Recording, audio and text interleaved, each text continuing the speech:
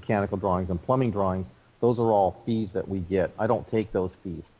So I don't have to pay, basically, I don't have to make a whole bunch of money, pay a whole bunch of tax on it, then pay myself the fees, and then pay tax on the balance of that.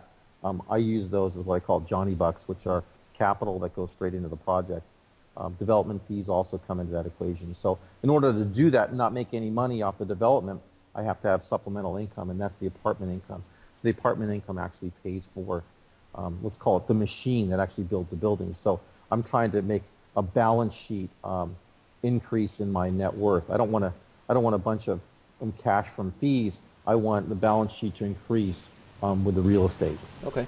So just hopefully that wasn't too complicated. Well, I'll try to rephrase it here and see if at least I understood it. Maybe other people did too.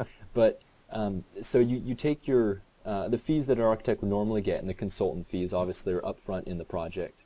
And so just to rephrase, it sounds like what you're saying is that instead of submitting a draw order to the bank, getting paid those funds, you're leaving those funds, basically not taking them out, and then that money, it's still part of the construction loan, I would imagine. Do you then just use that to upgrade the project, or what happens to that extra cash that you didn't take out?